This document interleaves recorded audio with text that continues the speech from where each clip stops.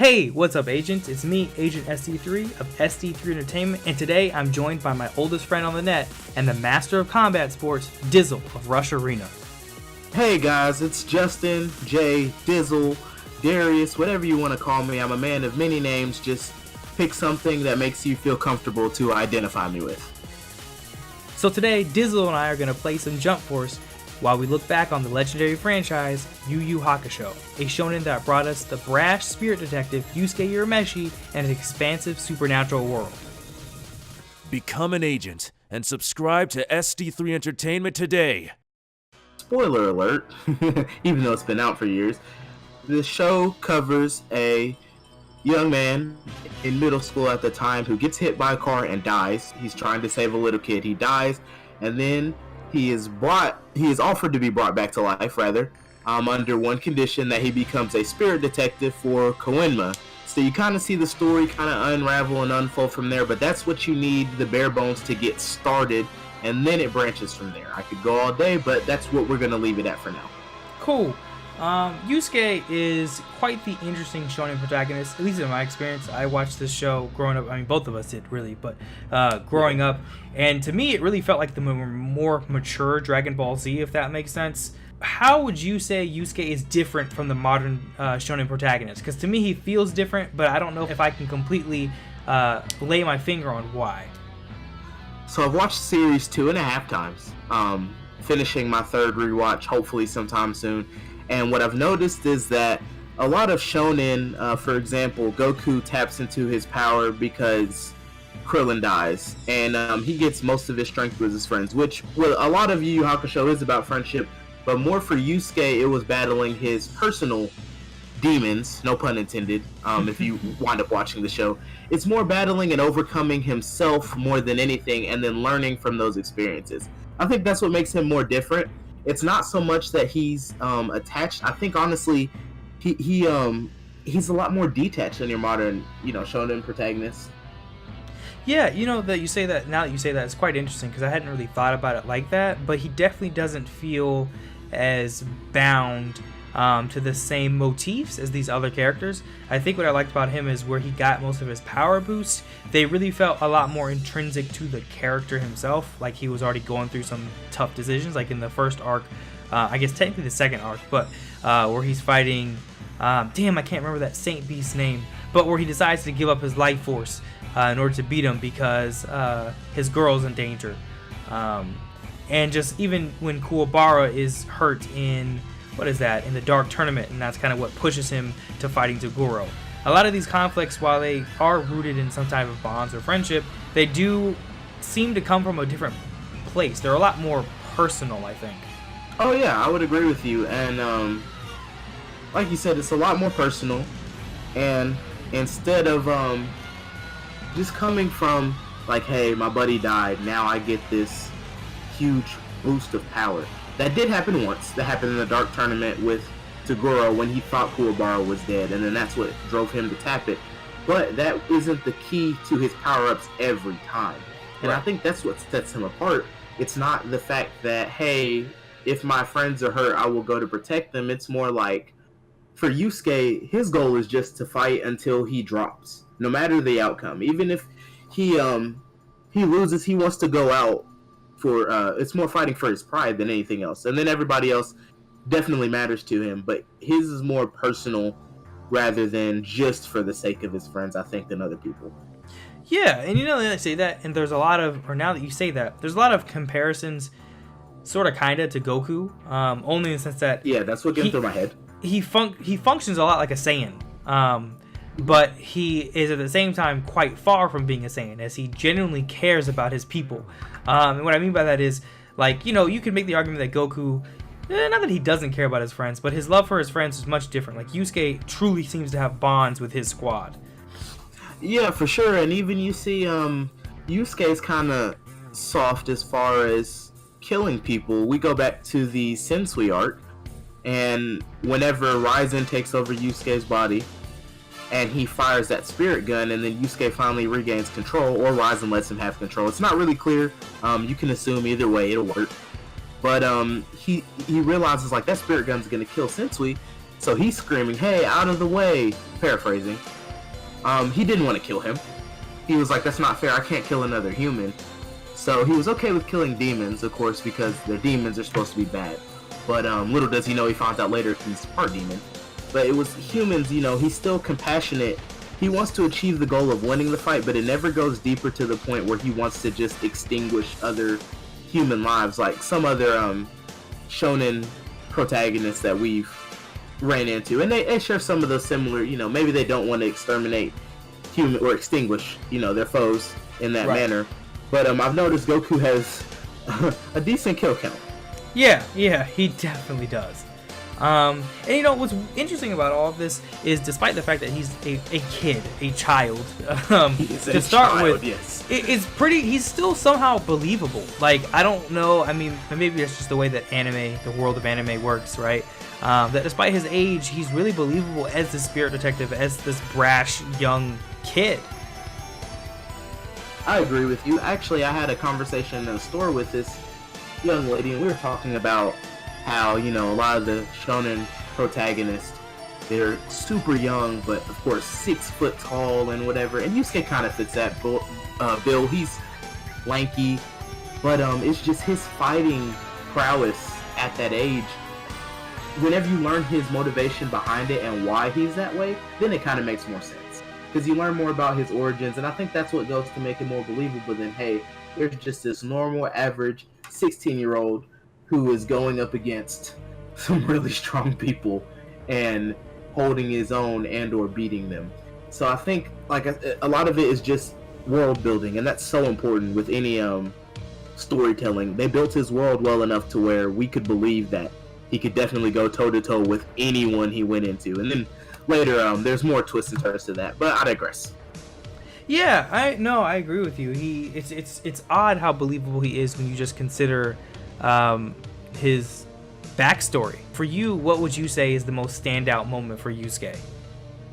My favorite Yusuke moment. Oh, that's hard, but not to be cliche, definitely at the end of the series. So he's fighting Yomi, and then we see, honestly, we all know that Yusuke is not going to win because Yomi is OP at this point. We find out later in the series, which is something that I'll get into in another point. We find out that Yusuke is not top tier. And I think that's another thing. I'll go ahead and go off a little bit on this point. It's another thing that makes him different. He is not the top of his class. At any point in the anime, we see him get there. You know, he gets enough power to achieve his goal, but he's never the top dog or the big fish in the pond per se. He's just the little fish trying to go against the big fish with the help of his friends and the help of him gaining straight through his training. So you notice it goes through a progression. We thought Hiei was the strongest. Hiei had been reduced because of the Jigan Eye, so he wasn't even that strong at that first point we met him. Suichi was weakened, and then he winds up getting stronger. The Saint Beast pale in comparison to Toguro. Toguro pales in comparison to Yomi. Yomi pales in comparison to Ryzen. So you see, it's kind of this hierarchy of that he's never the top guy. And so back to the moment, Yomi is they're both charging up, and we see Yusuke is mixing his spirit energy and his demon energy, and he's about burnt out. But this is the final sequence, and they're going in for the last blow. And you're rooting for Yusuke. You're at the edge of your seat, probably with tears in your eyes, because that soundtrack is amazing. It is. It is truly amazing. And it's a really exhilarating moment. And then, spoiler alert, he gets knocked out, and he thinks he threw the punch. Right? They both punch each other, and he thinks he's getting up before 10 count, and then he wakes up 2 weeks later. So we're all fooled into thinking, okay, he's gonna get up, but then we realize he lost, but he gave it everything he had, and he's just okay with that. And that was the biggest jump for me, biggest moment, because it was a huge jump in character development, dude. I learned a lot about him from that fight. So that's my favorite Yusuke moment. Well, what about you, man? What do you like about it? I mean, I think, well, one, going off of that statement you just made, yeah, that was a huge development for his character, you know, and we really got to see his motivations. I mean, really, he was trying to find more about his ancestry, his past, and how he's really affected characters like Yomi. Because before, Yomi was like, yo, I wouldn't have even done this tournament if it wasn't for you. Like, I would have just, you know, gone to war and taken over. Like, this was your idea. And I'm doing this because you basically convinced me that this was the right thing to do, which I thought was interesting, just considering the fact that Yomi was a tyrant. I mean, most of them were tyrants. I mean, all of them.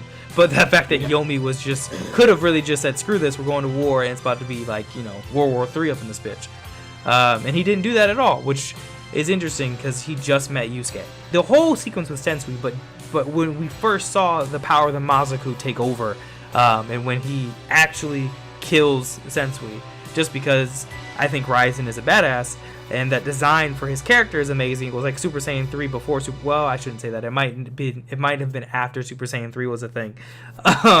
But it was truly an amazing moment for his character to me, both in terms of the action sequence and his development of kind of learning more about him and his history.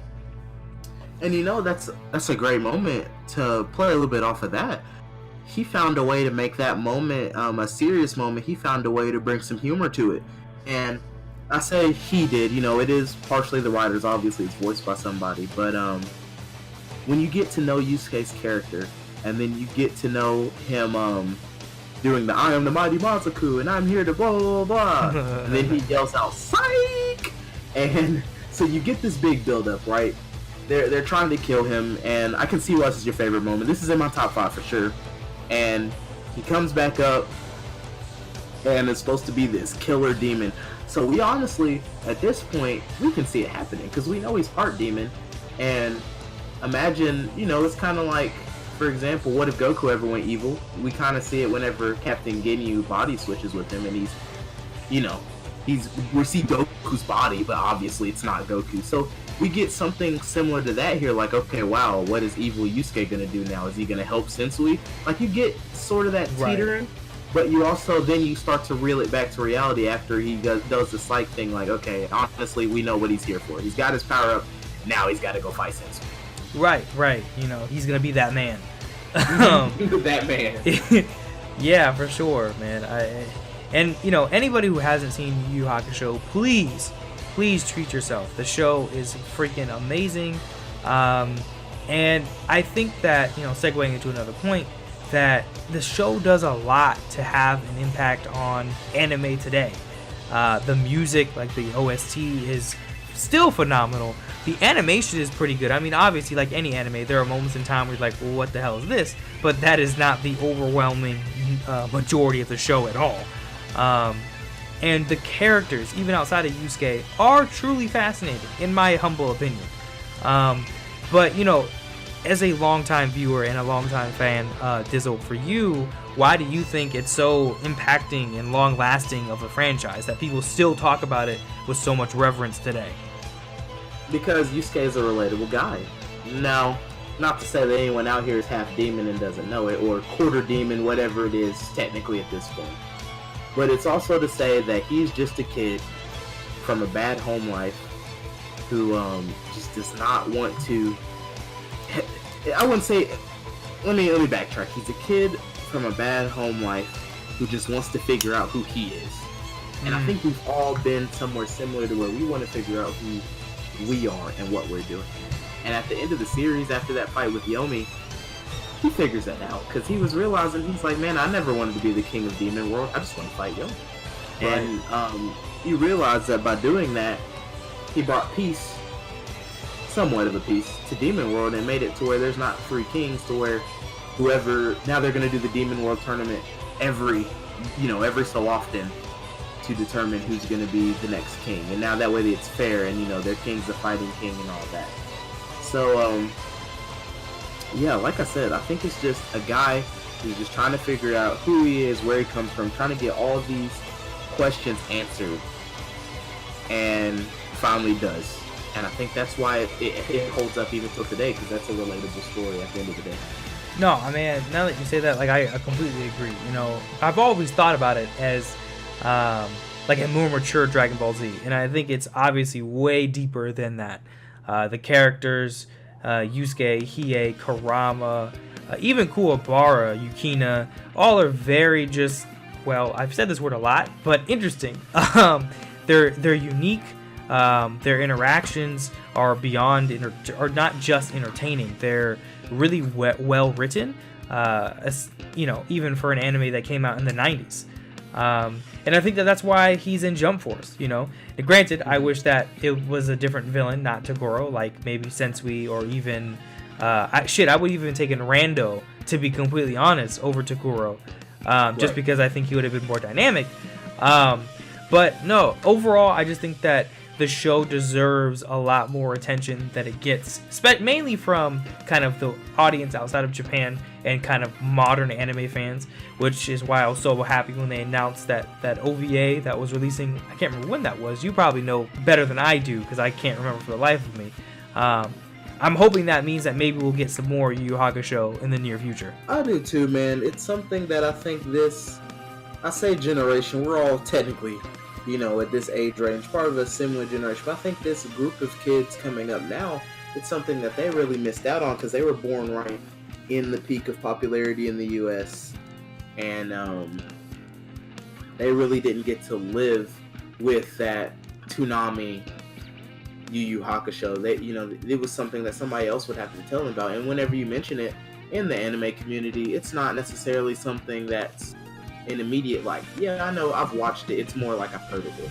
And right. I feel like if we can get more people watching it, that'll definitely be beneficial. It is one of the better put together shonen of that era, and honestly, it still holds up today.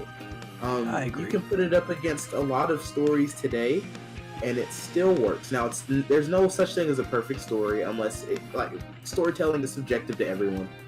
But in the root fundamentals of what it takes to build a story, to build characters, like you mentioned, each character feels genuine. They don't feel like they're just stock characters thrown in. And even the stock characters thrown in to progress the story, they have depth to them.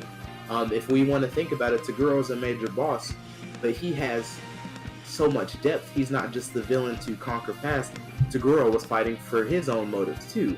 And we got this thing kind of like, we kind of get the intertwined to where, hey, I want something, you want something, one of us can't get what we want, and we get the rare case to where in Yusuke beating him, he got what he wanted. And they did that so well with many things. It was the same thing with Sensui. You see that pattern too.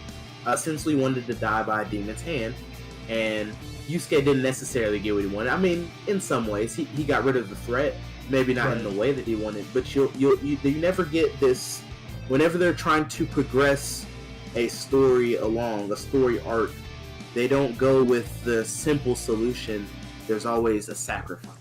And I think that's what keeps this relevant, is the theme of there's always something you've got to give up. Yeah, wow, that I didn't even think about that element of the story, but yes, definitely. That adds a whole new dimension, because it actually creates drama, it creates tension. It really makes the characters' choices have weight to them, which is the most important thing when you're telling a story, right? Your characters' choices should have weight. And this is a series that definitely does that. And I think that, for me, my final thoughts on the series and the character of Yusuke in general are, he is a 10 out of 10, phenomenal protagonist, especially for the shonen genre. And if you have not watched Yu Yu Hakusho, you need to do it. You can get it on Blu-ray, on Funimation's website, on Amazon, wherever you can get it legally. Yeah, I believe it's streaming on Hulu too, so there's really no excuse not to at least give it a chance. Yeah, I'm pretty sure. I think you're right too. I'm pretty sure it is on Hulu, because it was on Hulu at least last month, 2 months ago, and that's where I started my half rewatched. But like Sid said, man, do it legally, of course, because they deserve that, especially with the story like this. And yeah, man, just find whatever works for you. Go watch it. It's worth it. Thank you for tuning in, agents. Hit that subscribe button and make sure to check out Dizzle's channel, which is in the description. Remember to ring that notification bell to stay up to date on all things gaming, anime, and geek. I'll see you guys in the next one. Agent SD3 out.